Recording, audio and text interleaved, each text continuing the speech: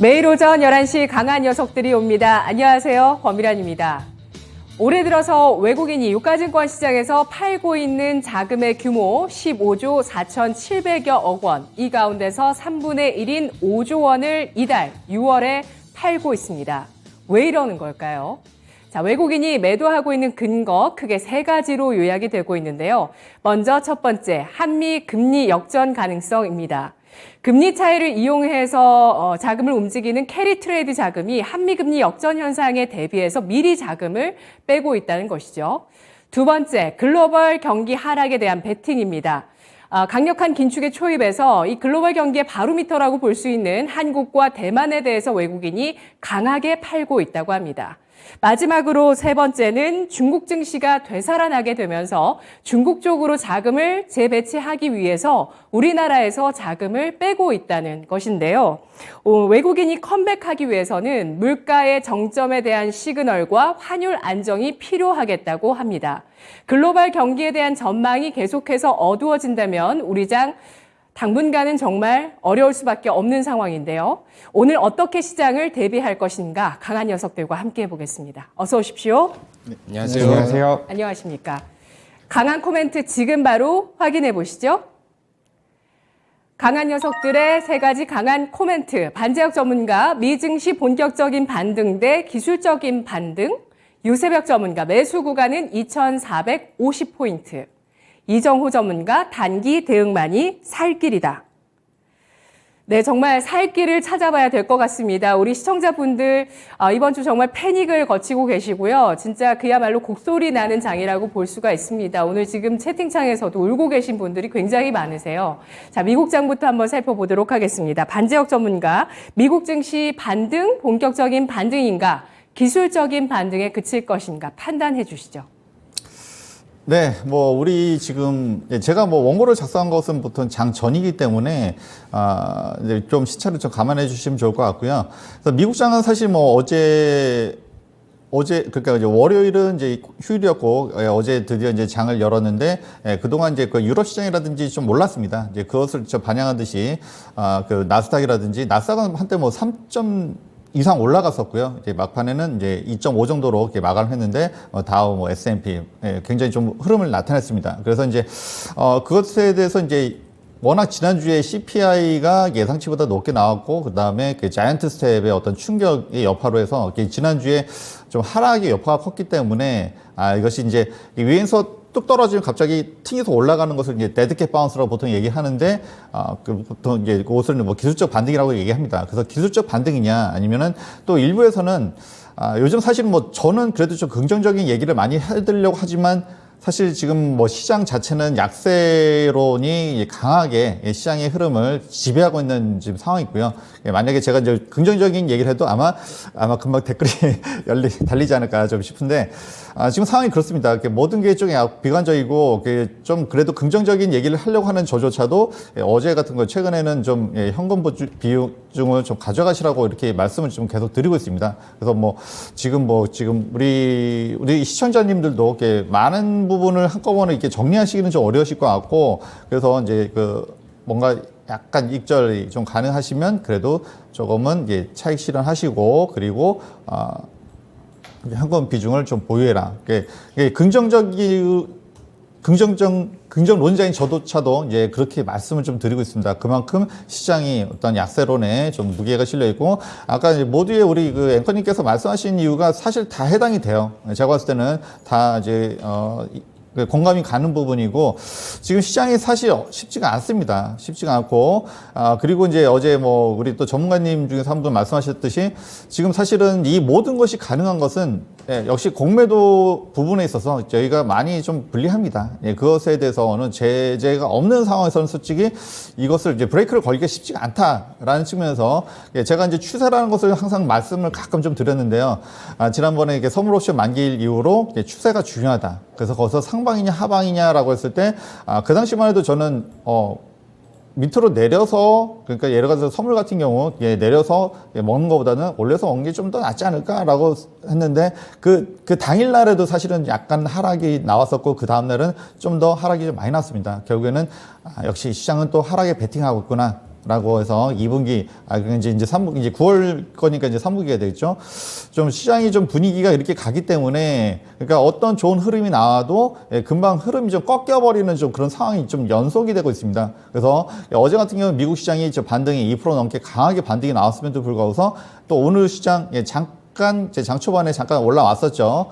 그런 다음에 또 역시 그러니까 시장은 역시 하방에 베팅하고 있고, 그리고 여러 가지 대내적인 여건이 좀 쉽지가 않다. 그리고 이것을 가능하게 하는 것은 사실은 우리가 이제 공매달원 제도가 좀 우리 개인 투자자들한테 많이 불리하죠. 제가 뭐 공개적으로 이제 말씀을 안 드렸습니다만 최근에 조금 이제 그런 것 때문에 좀 말씀을 조금씩 드리고 있습니다. 그래서 그 어떤 뭐 브레이크를 걸 수 있는 장치가 마련되지 않는 한 좀 당분은 좀 쉽지 않지 않을까. 왜냐면은 지금 뭐 예를 들어서 하방으로 배팅을 한 보통 뭐 외인들이나 뭐 기관들이겠죠. 이쪽에서는 사실은 뭐 좀 저희가 이제 손실 볼 만큼 사실 수익이 나는 구조이기 때문에 지금 이것을 바꿀 이유가 없는 상황이 되어버립니다. 그렇기 때문에 좀 저희한테 좀 많이 불리한 상황이고 많이 힘든 구간이 돼서 저도 최근에 조심스럽게 현금이 좀 비중이 좀 가능하시면 좀 하시라고 이렇게 조심스럽게 이렇게 말씀드리고 있습니다만,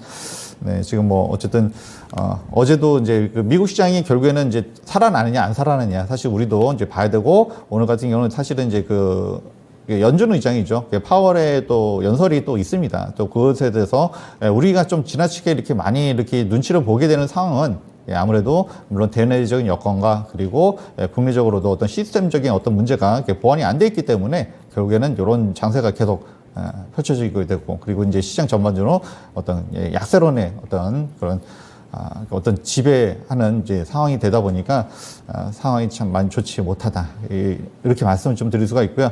그래도 이제 지금 이제 한 가지는 그래도 인플레이션, 이제 그동안에 인플레이션 우려 때문에 좀 많이 좀 시장이 좀 꺾였습니다. 네, 그렇지만 점차적으로 제가 뭐 당장 뭐 오늘 내일 당장 인플레이션이 잡힌다는 건 아니지만 어쨌든 한두 달 이내에 인플레이션은 잡힐 가능성이 있고, 그래서 그런 면은 좀 긍정적이다. 근데 그 다음에 우려가 뭐냐? 그때 경기 침체입니다. 경기 침체, 리세션인데, 사실 이거는 뭐 많은 이제 확률적으로 이제 올라간다라고 얘기하지만 아직 오진 않습니다. 그렇지만 아직은 잘 모르는 거죠. 아직은. 네. 근데 이제 우리가 이제 증시는 이제 먼저 선반영되고 그런 공포감이 있을 때 또 반영이 되다 보니까 역시 좀 우리가 또 좋지 못한 상황인데, 근데 그렇지만 이제 또 이제 미국 같은 경우는 이제 고용 시장이 좀 나쁘진 않습니다. 현재 고용 시장이 나쁘지 않고 연준에서도 그 근거로 리세션은 경기 침체는 없다라고 얘기를 합니다. 물론 시장을 안정시켜야 되는 부분도 없잖아 있지만 그리고 이제 좀 추이는 좀 봐야 될 것 같고요. 그리고 이제 제가 또 지난주에 좀 말씀드렸던 부분 중에 하나가 월요일 말씀드렸나요? 그러니까 이제 지금 뭐 자산 가치가 워낙, 그러니까 뭐 주식뿐만 아니라 뭐 가상화폐 많이 내려왔기 때문에 예전에 이제 뭐 바이오적 선호하고 그래서 이제 자발적 실업을 택하신 분들이 많은데 지금은 그거 믿고 지금 일을 안 할 수가 없죠. 그렇기 때문에 뭔가 고용 시장으로도 이제 좀 인력들이 좀 많이 들어올 가능성들이 있고, 그러면은 이제 고용 시장도 물론 좀 실업률이 조금 올라갈 수는 있지만 그래도 어쨌든 계속 이제 지금은 왜냐하면 미국 시장이 이제 인력이 많이 부족해서 안 좋았던 부분도 없잖아 있거든요. 그래서 인플레가 올라가니까 임금도 상승되고, 그 다음에 또 다시 인플레가 올라가고 이런 이제 악순환이 계속됐었는데, 어쨌든 인력이 이제 들어올 수 있는 가능성이 있기 때문에 어쨌든 인플레이션은 조금 완화되지 않을까라는 부분, 그리고 경기 침체는 물론 또 제가 또 이렇게 말씀을 드리면 또 뭔가 지금 장에서 무슨 얘기 하냐 이렇게 말씀하실지 모르겠지만 어쨌든 경기 침체는 좀 더 두고 봐야 된다. 일단은 이 정도는 말씀을 드릴 수가 있을 것 같습니다. 어쨌든 지금 상황은 많이 안 좋은 건 사실입니다. 그리고 진짜 긍정론자인 저조차도 현금의 보유가 가능하시면 조금 보유하시라고 계속 말씀을 좀 드리고 있는 이유는 다 그런 데 근거한다고 보시면 될 것 같습니다.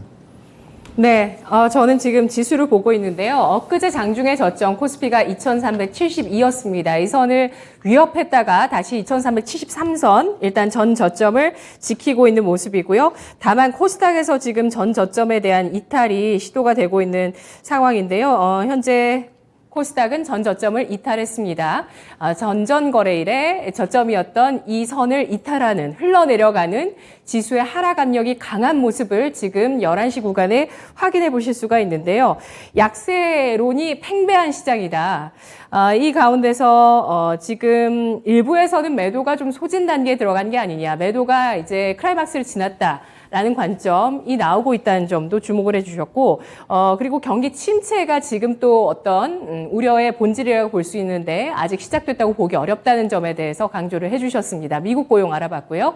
근로 의지를 꺾었던 이런 자산 시장이 하락을 보인다면 좀 더 근로 의지가 높아지면서 그렇게 되면 선순환되면 미국의 경제, 고용이 좀 더 좋아지는 그러한 것들이 나타날 수 있는 상황이 되겠죠. 자, 그러면 또 물가가 올라갈 수밖에 없는 상황이지만 그렇다면 지금 이런 과정들은 좀 필요하지 않았나라는 생각도 듭니다.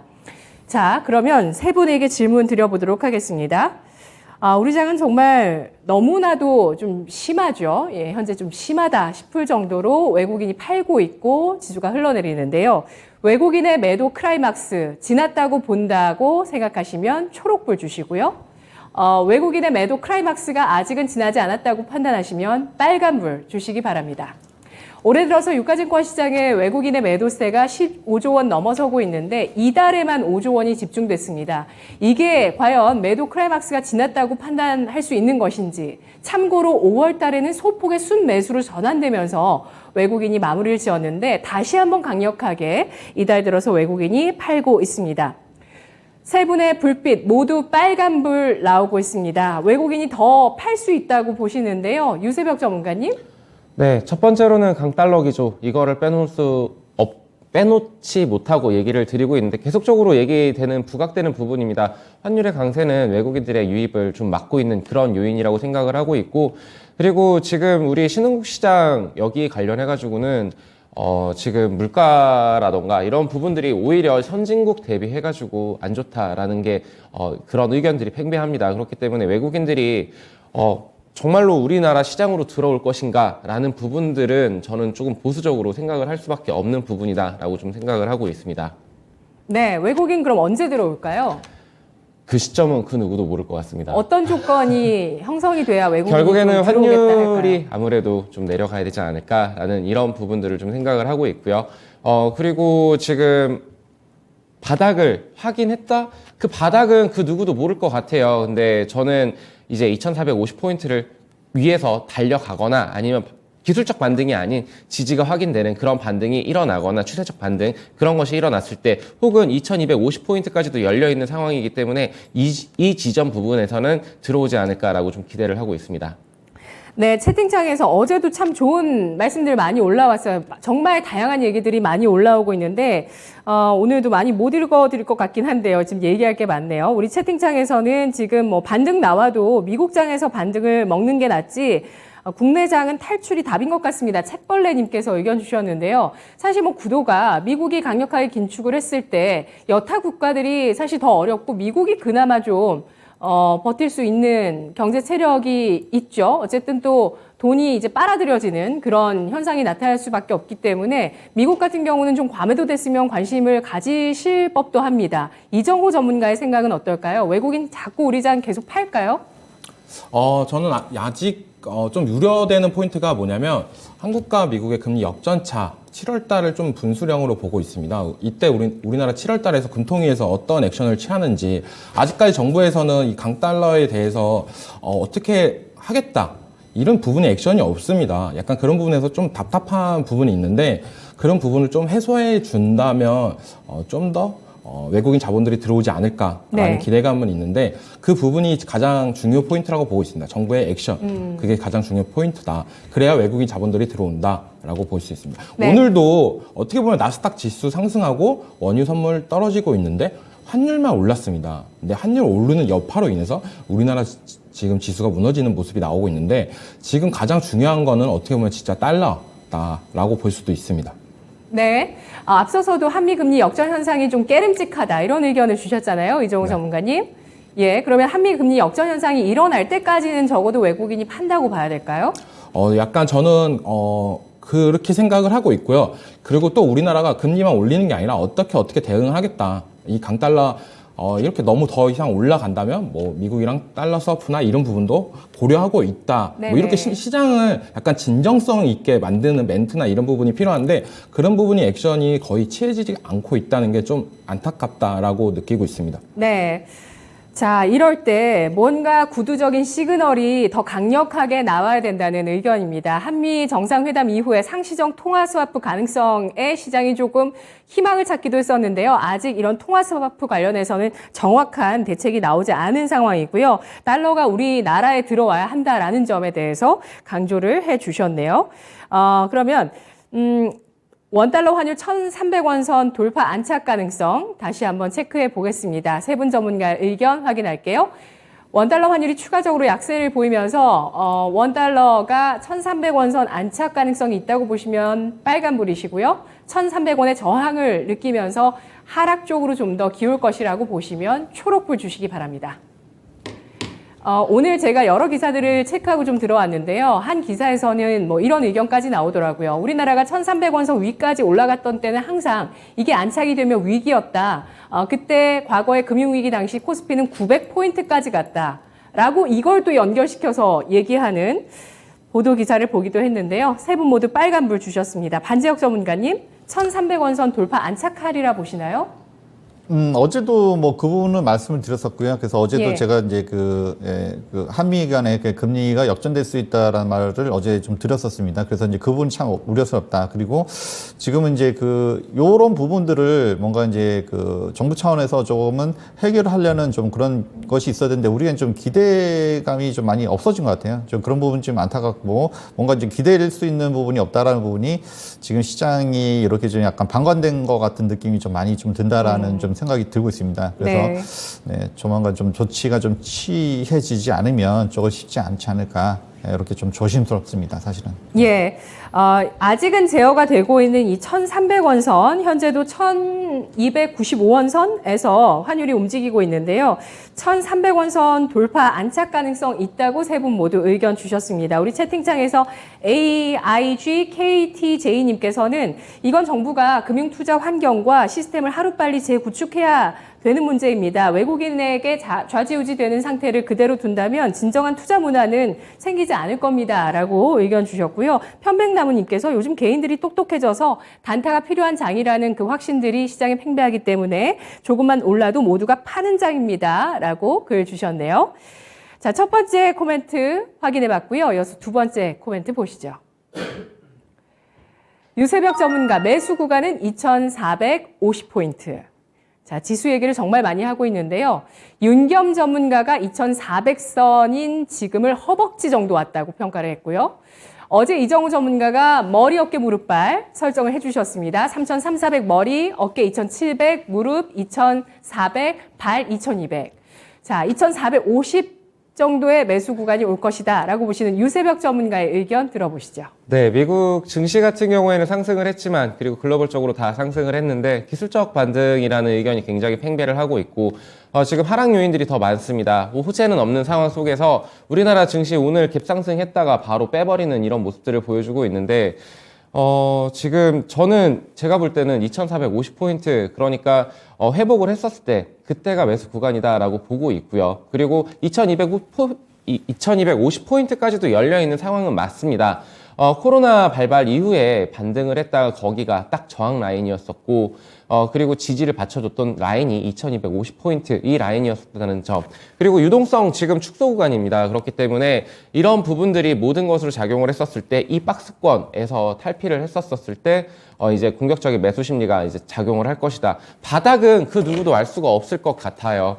저도 지금 이런 의견들을 드릴 때는 굉장히 좀 조심스럽고 보수적으로 좀 말씀을 좀 드리고 있지만 결국에는 2,450포인트가 기점이 될 것이고 그리고 지금 기술적으로나마 그쪽 라인까지는 갈 것이라고 보고는 있습니다. 빠르면 오늘이라고 제가 공개방송 때 말씀을 드렸었고 늦으면 이번 주 이게 목요일이나 금요일날 이렇게 움직일 것이다 라고는 말씀을 드렸었는데 어쨌든 지금 시장은 상황은 안 좋습니다. 뭐 했던 얘기들 계속하고 있고 사실적으로 지금 더 이상 더 악재를 더 말할 것도 없습니다.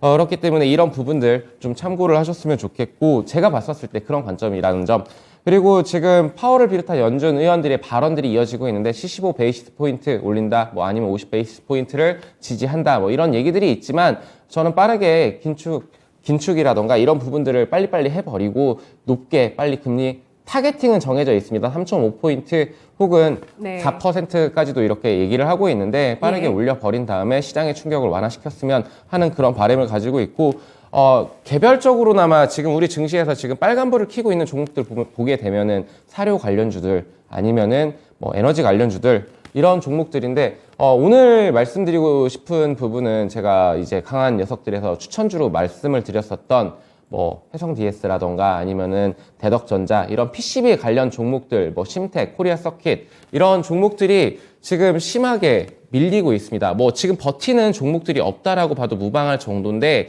이와 관련해서 저는 이제 7월 실적 시즌을 좀 대비를 해야 된다. 실적 관련해서는 증권사 리포트들을 보게 된다라면 다들 호실적을 예상을 하고 있고 거기에 따라서 주가 상승 여력은 더욱더 높게 상향 조정하는 이런 모습들을 보여주고 있습니다. 그래서 지금 아무래도 저점 대비해서 많이 올랐기 때문에 차익 실현 매물들이 나오고 있고 투심이 불안하다 보니까 이런 부분들이 있기에 이런 종목들을 관심 포트를 한번 넣어두자라고 좀 말씀을 드리겠고 올라갈 종목들은 올라갑니다. 지수가 하락할 때도 상승을 했었던 종목들이기 때문에 관심 포트에는 넣어두자라고 좀 말씀을 드리겠고 특히 그 이스페타시스 이런 종목들도 한번 보자라고 좀 말씀을 드리겠습니다.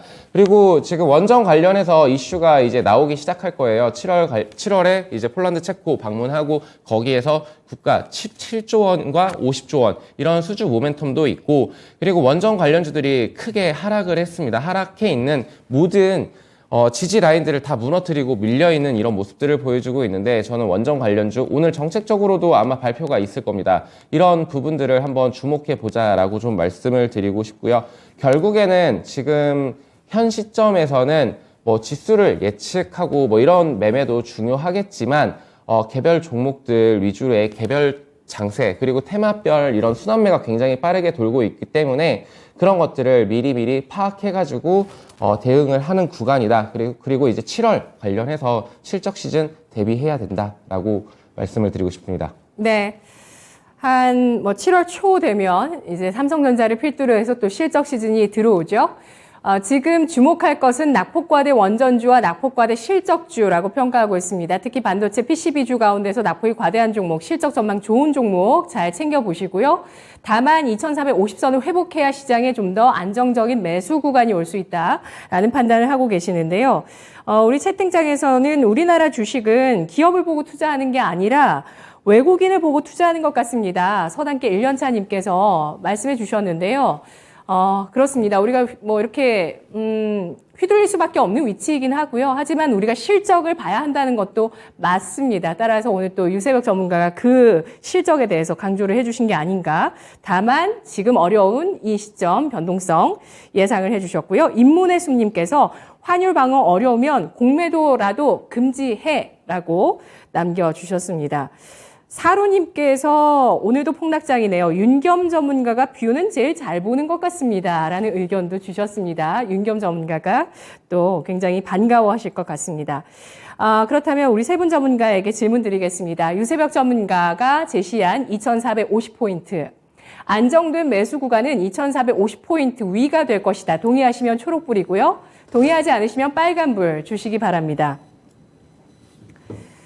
자, 우리 유세벽 전문가, 이정호 전문가 초록불이시고요. 반재혁 전문가도 역시 초록불입니다. 유세벽 전문가 초록불이시겠죠. 본인 의견이시니까. 네. 반재혁 전문가님 의견 들어볼까요?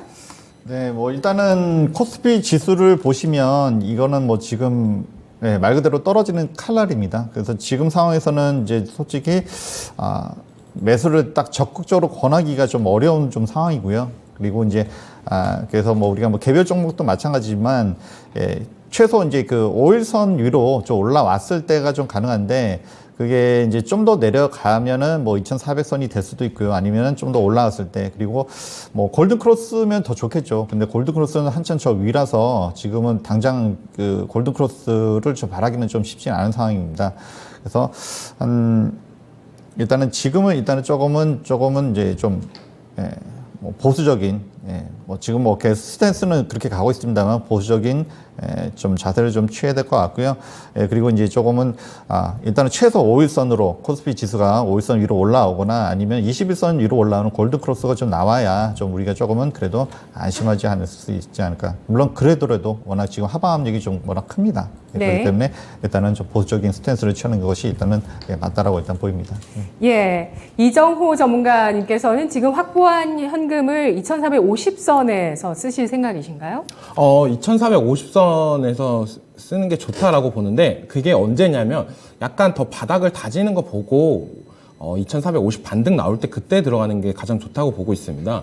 지금 그냥 단기적인 반등 2,450 찍었다고 이렇게 무작정 들어가는 게 아니라 어느 정도 바닥을 다지는 거 보고 제가 봤을 때는 저는 2,200까지가 발바닥이다라고 생각을 하는 사람 중에 하나인데요. 네. 약간 그 포인트까지 찍고 2,450포인트가 왔을 때 들어가도 늦지 않다라고 생각을 하고 2,200까지 하락 안 할 수도 있습니다. 2,300부분에서 반등이 나올 수도 있는데 네. 약간 그런 부분, 약간 바닥을 다지고 나서 반등이 나왔을 때 들어가는 포인트, 그 포인트로 2,450포인트는 나쁘지 않다라고 말씀해드리고 싶습니다. 예, 리스크가 있더라도 2,200선이 온다면 풀베팅 하실 생각이세요?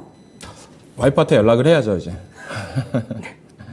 저는 그거 짤 만들었으면 좋겠어요. 정말 저 인상적인 네, 대답이었습니다. 2,200포인트 오면 예. 와이프한테 연락을 해가지고 통장 하나 와이프와 깨서 마주 앉아서 상의를 하실 생각이시라고 혹시 모아둔 돈 없니? 이렇게 상의하실 생각이라고 하셨는데 네. 발바닥 수준 제시를 해주셨고 우리 채팅창에서도 그래서 2,200까지 좀 현금을 아끼겠다는 분들도 많이 계십니다. 이런 심리들이 또 지금 시장에 영향을 주지 않을까라는 생각도 드는데요. 책벌레님께서 PER 3배, 4배짜리도 공매도 쳐서 박살내는데 뭔 실적을 봐유라고 글 남겨주셨습니다. 두 번째 코멘트 확인했고요. 세 번째 코멘트 보시죠. 이정호 전문가, 단기 대응만이 살 길이다. 살 길을 찾아주시죠. 이정호 전문가님. 네, 요즘 시장이 진짜 단기적인 대응만이 살 길이다라고 말씀드리고 싶습니다, 진짜. 어제도 얘기해드렸던 게 약간 요즘은 순환매 테마가 된다라고 말씀해드렸어요. 곡물 사료, 그리고 정유 가스, 그리고 재건. 어제 재건 관련주들이 좀 올랐잖아요. 그래서 제가 어제 안 올랐던 재건 관련주 중에 데모를 얘기해드렸는데 오늘 그래도 약간 5% 이상의 상승세를 보이다가 약간 하락세는 보였는데 재건이 어느 정도 한 바퀴 돌았으니까 다시 한번 오늘 곡물 사료 쪽이 좀 뜨고 있다. 라고 보실 수 있습니다. 예, 그런 부분 관련해가지고는 계속 지켜봐야 되는데 러시아, 우크라이나, 터키, 유엔 사자회담이 아마 7월 중순 정도에 잡혀 있는데 이때 관련해가지고 약간 곡물 관련 이슈가 잠잠해지던가 아니면 더 큰 파급력이 생기던가 약간 갈림길에 있다라고 보시면 되고 체크 포인트는 정유가스는 약간 원유 선물 지수를 약간 체크를 잘 하시면서 보시는 게 좋다라고 말씀해 드리고 싶어요. 이 부분이 조금 약간 급등이 나올 경우에는 정유가스 부분이 약간 단기적인 상승이 나올 수 있고 하락세가 심하면 약간 하락세가 추가적으로 나올 수 있다라고 보시면 되고 재건 관련주들은 약간 눌림 줄 때 지속적으로 들어가시는 게 괜찮은데 네. 이번에 단기적으로 상승세가 좀 많이 나왔던 부분이 있어가지고 이 부분은 조금 더 눌렸을 때 들어가는 게 괜찮다.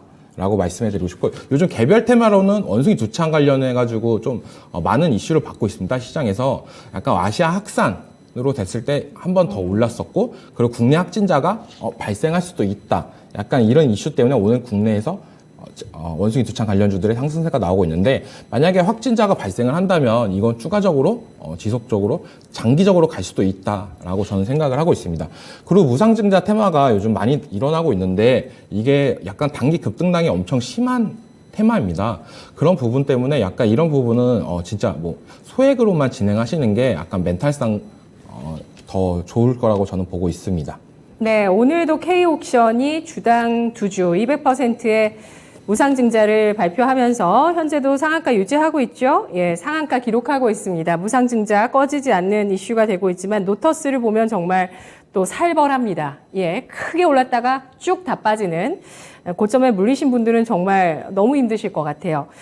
재건주가 눌림목을 줄 때 진입 가능하다, 추세 유지 가능성, 또 모멘텀이 살아있다는 점 체크를 해주셨고요. 원유 선물 지수를 체크해야 정유가스주 투자가 가능하다는 점 짚어주셨습니다. 에그플레이션 관련해서는 일단 뭐 회담들을 주목해보자라고 의견을 주셨는데요.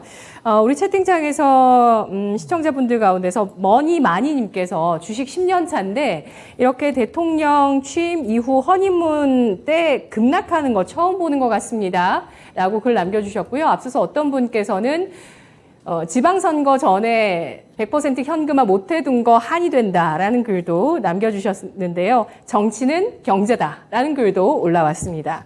이정호 전문가의 의견, 단기적인 대응만이 살 길이다. 뭐 다 맞다고 생각하실 것 같은데 세 분 모두. 자, 그렇다면 원숭이 두창에 대해서 한번 얘기를 해보도록 하겠습니다. 원숭이 두창, 모멘텀 살아있다고 보시면 초록불이고요. 지금 위험하다고 보시면 빨간불 주시기 바랍니다. 의심 환자 2명이 국내에 발생했고요. 일단 1차 검사에서 1명이 양성으로 나왔습니다.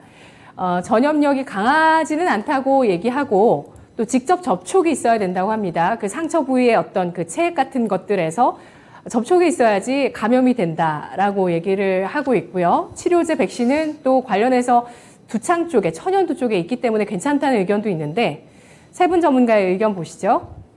원숭이 두창 모멘텀 살아있다고 보는 의견이 전체 모든 의견 찬성입니다. 예, 모멘텀 살아있다고 보셨는데 반지혁 전문가님 어떻게 보시죠? 네, 사실 오늘 아침에도 HK 이노엔에 대해서 좀 이제 봐야 된다 이렇게 말씀을 좀 드렸는데요.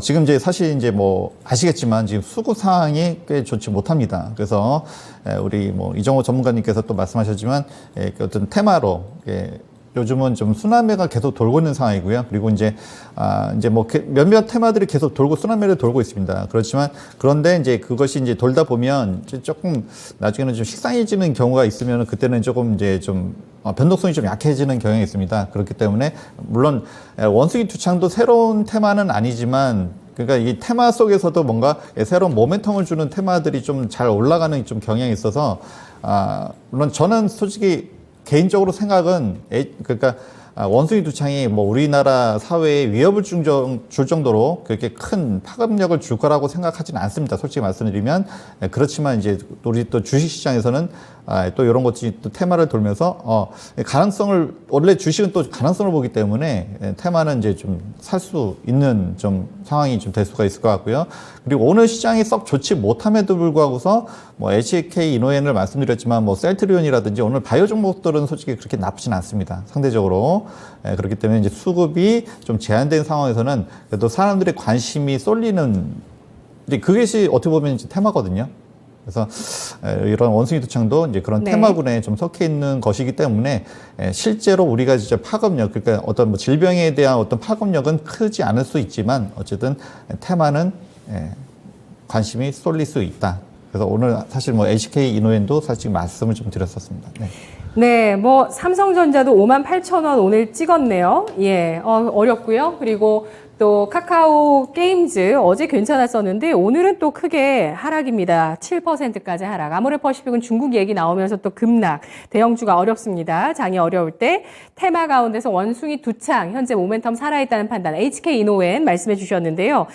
내일부터 뭐 장마도 오고 또 현지 시간 내일 23일 WHO에서 국제 공중보건 비상사태에 대해서 발표 여부 결정이 또 나거든요. 유세벽 전문가님, 원숭이 두창 관련주 어떤 종목 보실까요?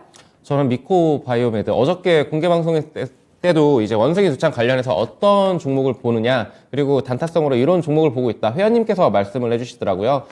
그래서 저 또한 이런 변동성 장세에서는 미코 바이오메드 같은 이런 종목들을 봐야 된다라고 말씀을 드렸는데 근데 다만 제가 강조를 했었던 부분은 있었습니다. 결국에는 이렇게 트레이딩 관점으로 접근을 하는 종목들이기 때문에 지금 현재로서는 손절가 확실하게 잡고 목표가도 확실하게 설정하고 들어가자. 너무 크게 이렇게 한 방을 노리고 이렇게 들어가기에 리스크가 너무 큰 요인들이기 때문에 근데 시장이 안 좋으면 이런 종목들이 갈 수밖에 없다. 테마성 종목들 결국에 순환매 돌고 그리고 이런 종목들이 주목을 받을 수밖에 없다라고 강조를 드렸었는데 오늘도 이제 뭐 원래 대장들은 아까 말했던 HK 이노엔, 파미셀 요 두 종목이었었는데 미코 바이오메드도 꼈죠. 그리고 원숭이 두창 관련해서 뭐 코로나 때도 그랬습니다만 뭐 이렇게 좀 같이 붙여주는 이런 종목들 관심에는 넣어두자라고 좀 말씀을 드리고 싶어요. 이게 코로나처럼 이렇게 정말 감기처럼 이렇게 될 것인가? 근데 한편의 의견에서는 성병이라는 뭐 이런 얘기들도 있고 그 정확한 실체를 아직은 저도 잘 모르겠습니다. 네, 그래서 근데 어쨌든 간에 지금 시장이 안 좋을 경우에는 이런 원숭이 두창 관련해서는 계속적으로 보자라고 네. 말씀을 드리겠습니다. 지금 발병자 가운데 대부분이 남성이고 또 동성애자 파티를 통해서 이게 좀 확산이 됐다는 점에서 뭐 성병 얘기도 좀 나오고 있는 상황인데요. 접촉이 되어야 감염된다라고 하는데 확산세는 코로나보다 빠릅니다. 왕개미님께서 글 남겨주셨고요. 마지막으로 이정호 전문가님께서 원숭이 두창 관련주 어떤 종목을 지금 보실까요? 저도 미코바이오메드만 보고 있는데 거의 왜냐면 이게 이 테마에서 거의 대장 역할을 하고 있습니다. 상승세나 이런 부분이 가장 강하고 다른 종목들 뭐 차백신 연구소나 이런 부분은 갭뜨고 약간 주저앉는 모습이 나오는데 이 미코바이오메드는 계속적으로 상승세가 나오고 있다. 이 종목이 만약 상한가를 안착한다면 그 후속 종목들로 뭐 차백신 연구소나 이런 부분이 더한 상승세가 나오겠지만 이 종목이 네. 상한가를 가지 않으면 다른 네네. 종목들은 못 갈 것 같다라는 생각으로 들고 있어가지고 이 미코바이오메드 좀 지켜보고 있습니다. 그리고 오늘 좀 특이주로 약간 원전주들이 오르는데 어제도 제가 얘기했다시피 중장기적으로는 신재생에너지가 제일 낫다. 근데 단기적으로는 뭐 순환매 테마가 제일 낫고 했는데 원전은 약간 눌림 줄 때 들어갔으면 좋겠다라고 말씀했는데 한신기 같은 경우는 약간 갭 뜨고 떨어지는 모습이 나오고 지투파워 같은 경우는 갭이 안 떠가지고 오늘 좀 약간 더 큰 상승세가 나오고 있다라고 보실 수 있는데 요즘 시장에서 제일 중요한 거는 약간 갭이 많이 뜨냐 안 뜨냐 이런 부분으로 되게 중요하다라고 말씀해드리고 싶습니다. 갭이 뜨면 더 좋은 건가요? 갭이 뜨면 좀 요즘 많이 주저앉는 모습이 많이 나오고 있습니다. 차익 매물, 네. 예, 그 심리가 강합니다. 마지막으로 전쟁은 항상 기회라고 하는데 이번 전쟁은 아니었나 봅니다. 지크님께서 글 남겨주셨는데요. 이번에 지금 미국에서도 일생일대 기회다. 테슬라 초기 투자자 베런이라는 사람이 일생일대 기회. 아까 지금 반재혁 전문가도 그 말을 좀 예시로 들어주셨거든요. 이번 전쟁은 투자의 기회다라고 생각하시면 초록불, 이번 전쟁만은 투자의 기회가 아니다라고 생각하시면 빨간불로 한번 마무리해 보겠습니다. 러시아 우크라이나 전쟁, 이번 전쟁은 투자의 기회, 초록불, 그렇지 않다고 보시면 빨간불입니다. 세 분 전문가의 의견 보시죠.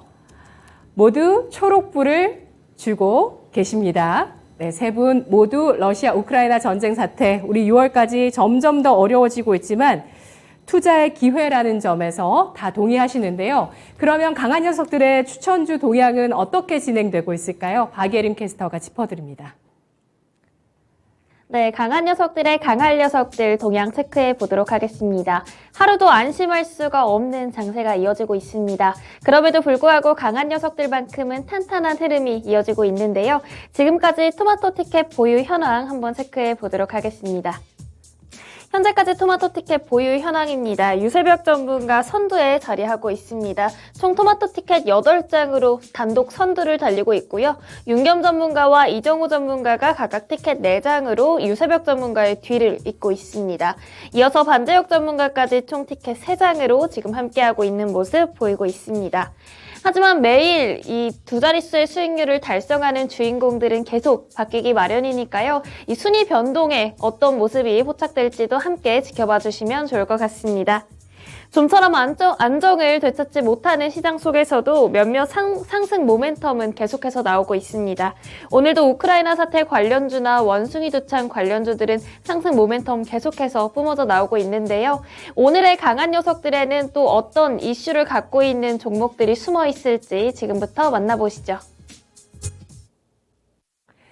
네, 강한 녀석들 오늘 오전장 마무리하는 전략 종목으로 확인해 보겠습니다. 반재혁 전문가는 드림텍, 유세벽 전문가 한국항공우주, 이정호 전문가 샘표입니다. IT, 음식료, 그리고 방산주까지 우주항공주, 한국항공우주 살펴보겠습니다. 정말 종목 고르기 힘드시죠? 유세벽 전문가님? 네, 종목을 제가 뭐 티켓을 8장 뭐 이렇게 달성을 했다. 근데 손절컷 당한 것들이 더 많습니다. 9종목이, 총 19종목을 제가 이렇게 추천을 드렸더라고요. 근데 방송에서도 말씀을 드리지만 공개 방송에서는 벌써 말씀을 드렸어요. 9종목이 손절을 당했습니다. 손절가를 제시를 드렸었고 굉장히 타이트하게 좀 잡았었던 종목들은 빠르게 손절을 당했었고 뭐 그런 상황 속에서 지금 추천주를 드리기가 사실은 다소 부담스럽습니다.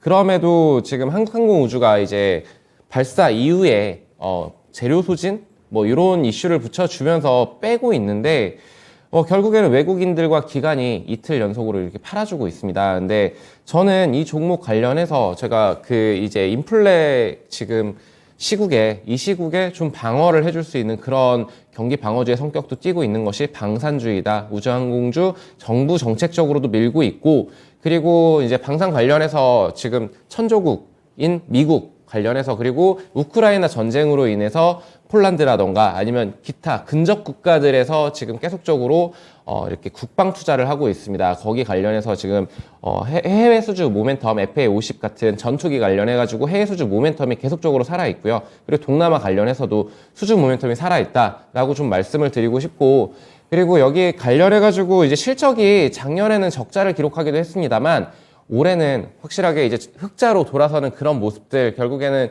제가 추천드렸던 종목들은 공통적으로 다 실적이 뒷받침돼 주는 종목들이었습니다. 근데 저점 대비해서 많이 올랐기 때문에 조금 다소 부담스러운 부분은 없지 않아 있습니다만, 그래도 기술적으로라도 저는 5만 원 라인에서 이제 지지받고 다시금 상승 6만 원까지는 올라갈 것이다라고 좀 보고 있고요. 그리고 48,000원 부근이 이제 61선인데 61선 여기 이격이 좀 벌어졌기 때문에 여기까지는 올 수 있습니다. 그래서 61선이 강한 지지 라인이 될 것이다 라고 좀 보고 있습니다. 그래서 48,000원 부근을 손절가로 좀 타이트하게 좀 잡고 이렇게 좀 제시를 드리도록 하겠습니다. 네, 알겠습니다. 한국항공우주는 계속해서 안정감을 보여줄 수 있을까요? 정말 어렵고 불안한 시장 속에서 한국항공우주 추세 매매 확인해봤습니다. 수주 확대 계속되고 있는 상황이고요. 모멘텀이 이어진다는 관점에서 매수가는 좀 낮게 5만 원 주셨고요. 손절가는 타이트하게 48,000원, 목표가는 6만 원 선 제시했습니다. 다음은 반제역 전문가의 종목 드림텍 확인해 보겠습니다. 중소형주 가지고 와주셨어요. 네. 일단 오늘 오늘 코멘트는 사실은 이제 제가 원래 하고 싶었던 얘기가 있었는데, 이제 뭐 오늘 또 뭐 장이 안 좋고 해서, 근데 이 가격에는 못 팔아라는 어떤 뉴스 기사를 보면서, 이게 그 제목이 너무 마음에 들어서 사실은 그런 종목이 있을까 하고 이제 좀 찾아보다가 드림텍을 이제 꺼냈습니다. 그래서 이 가격엔 진짜 못 팔아. 그러니까 작년 이제 요즘 CIS가 그래도 시장에서 굉장히 좀 강한 흐름을 나타내고 있습니다. 이제 매각 이슈가 있기 때문에 그렇고요. 그래서 CIS가 원래는 전고체 배터리에서 재작년 말쯤에서 굉장히 급등세를 하다가 이제 좀 많이 좀 눌림목이 있었다가 그리고 한참 좀 그랬습니다. 그리고 이제 장비 업종이다 보니까 이제 좀 수주가 들쭉날쭉하죠. 그래서 이제 굉장히 안 좋았을 때가, 그럼에도 불구하고 이제 10,000원대에는 좀 지지를 해줬었습니다. 근데 딱 드림텍이 딱 그렇더라고요. 그래서 드림텍도 사실은 뭐 이름만큼이나 꿈이 많은 이 종목이다 보니까 한때는 굉장히 좀 높은 시세도 가져갔었습니다만, 최근에 보면 좀 10,000원대에서는 지지해주는 모습이 나오고 있습니다. 그래서 드림텍이라고 하는 회사는 전자 부품 회사고요. 우리가 뭐 요즘 뭐 카메라 모듈은 워낙 좀 그런 회사들이 많이 있고, 일단은 뭐 카메라 모듈 하면은 일단은 안정적인 수주, 그다음에 실적이 바탕이 되고, 그리고 거기다가 이제 여러분들 갤럭시 와치 있죠? 이제 거기 시계 보면은, 거기서 이제 심박수, 그러니까 이제 여러분들 운동할 때 이제 제거하는데, 그런 이제 생체, 인식에 관한 이제 그런 것도 센서도 모듈을 이렇게 제공하고 있고요. 그리고 이제 최근에 이제 어떤 안정적인 실적에다가 거기다가 추가로, 스마트 의료기기라고 하죠. 그래서 웨어러블 스마트 의료기기를 만들고 있는데, 제가 뭐 의료 쪽은 뭐 많이는 알지는 못합니다만 심전도라든지 이런 것들을 이렇게 체크를 할 수 있는 것이 이게 드림텍에서 하고 있습니다. 그리고 이제 미국에 있는 회사도 인수를 했고요.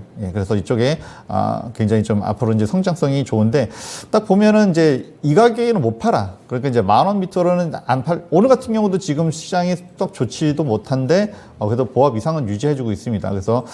그래서 이유를 봤더니, 물론 어떤 성장성도 있지만 실적으로 일단은 많은 것을 보여드리고 있습니다. 그래서 이제 올해 1분기 실적이 발표됐죠. 아직 2분기는 아직은 이제 추정치가 아직 안 나오고 있는데 1분기 실적만 가지고도 작년에 절반 이상의 그 영업이익이 작년에 절반 이상이 나오고 있습니다. 그래서 2분기 물론 좀 기대를 해봐야 될 텐데 우리가 이제 어떤 성장성을 봤을 때는 충분히 작년에도 굉장히 성장을 많이 했는데 올해도 좀 그렇지 않을까 좀 보이고요. 그래서 물론 뭐 저도 이제 좀 테마주로 해서 좀 이렇게 좀 시원시원하게 올라가는 종목을 드리고 싶은데, 좀 오늘도 제가 스탠스를 바꾸지 못했습니다. 일단은 바꾸지 못해서, 그래서 일단은 성장성 있는 그런 종목을 가져왔고요. 그래서 어쨌든 제가 뭐 일단 중장기적으로 보시라고 계속 말씀드리고 있고, 그리고 이제 오늘 같은 장에서도 10,000원은 안 깨지고 있다. 이런 부분에서는 이 가격에는 아무래도 기존 주주님께서는 이 가격에는 더 이상 안 판다. 이제 아마 이런 종목도 있습니다. 그래서 이런 종목 보시면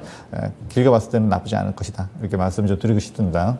그래서 지금 이제 가격대가 이제 1,100원이고요. 그래서 이제 매수가는 그렇게 보시면 될 것 같고, 그다음에 목표가는 12,000원, 그리고 손절가는 9,000원 이렇게 좀 드리겠습니다. 네, 판재혁 전문가가 아주 흥미로운 종목을 뽑아오셨네요. 드림텍. 실적이 일단 지난해 영업이익이 3배 증가했습니다. 지금 뭐 굉장히 어렵죠. 인플레이션으로도 어렵고 지난해 회복기이긴 했지만 3배가량의 실적 증가세가 있었던 종목이고요. 다만 지난해 주가 상승은 별로 없었습니다. 2020년에 코로나 팬데믹 때 저점에서 5개월 만에 10배 가까운 시세를 낸 이후에 계속 쉬어오고 있는 주가의 움직임인데요. 다만 지지가 강력할 것이다 라는 판단 이후에 상승 가능성을 내다보고 있는 상황입니다. 카메라 모듈과 또 지문인식 센서, 스마트 의료기기 쪽에 사업을 하고 있고요. 특히 미국 쪽의 인수를 통해서 미국 의료기기 시장에 진출했습니다. 실적 고성장 예상을 하면서 매수가는 10,000원으로 설정하고 있고요. 목표가는 12,000원, 손절가는 9,000원 선을 제시했습니다. 드림텍 살펴보시죠. 자, 마지막으로 이제 이정호 전문가의 종목이 남아 있는데요.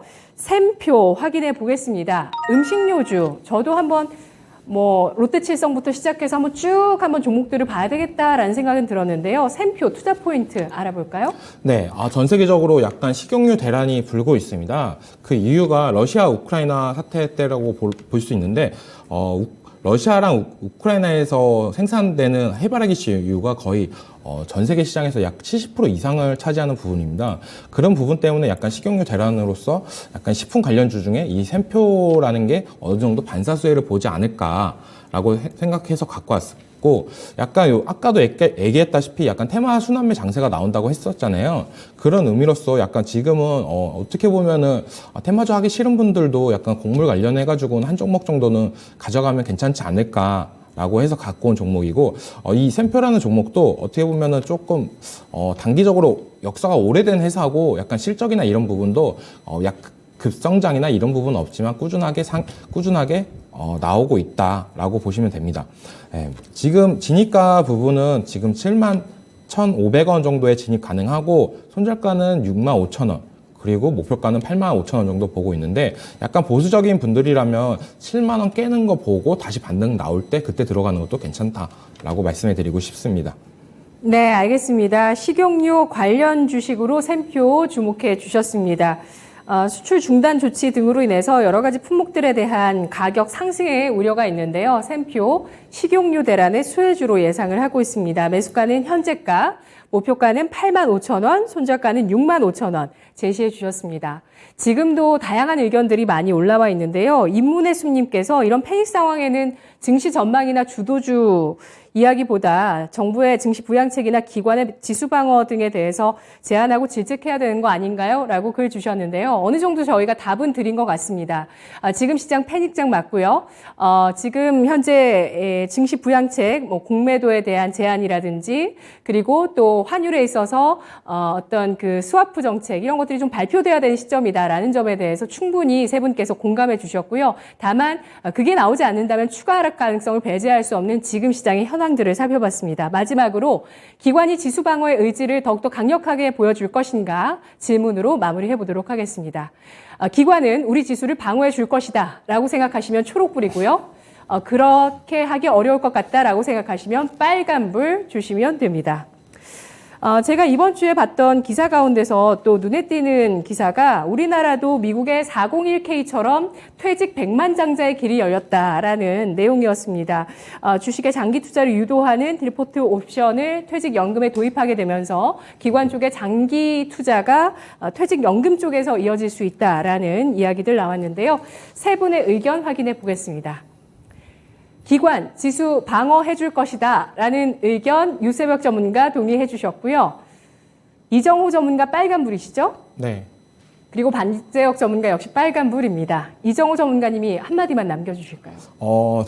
전 약간 기관 외인을 약간 믿진 않는 사람 중에 하나라서 약간 기관이 방어해주겠다 뭐 이런 심리보다는 저는 조금 더 이번에 좀 솔직히 말해서 되게 많이 기대했습니다. 이재용 부회장이 18일날 이제 한국으로 오면서 어떤 얘기를 할까라고 좀 했는데 그 부분에 있어서 약간 액션이 많이 없었다라고 저는 좀 생각이 들고 기관은 저는 솔직히 말해서 잘 안 믿습니다. 기관 수급을. 차라리 외국인 수급을 더 많이 믿지 기관 수급은 잘 안 믿는 편입니다. 네. 가파른 미국의 긴축 속에서 각자 도생의 시대입니다. 생존이 중요한 주식시장. 여기서도 반영이 되는 것 같습니다. 생존 우선시 하시고요. 자, 각자 도생을 위해서 세 분 전문가가 애써 주십니다. 개인 투자자들의 등불 되어주세요. 강한 녀석들이었습니다. 세 분 고맙습니다. 수고하셨습니다. 네, 수고하셨습니다. 지금까지 투자 판단에 도움드릴 수 있는 내용들 확인해봤고요. 다만 주가의 상승과 하락을 보장하지 않는다는 점 유의하세요. 오후장도 만만치 않을 것 같은데요. 오전장 여기서 마무리하겠습니다. 고맙습니다.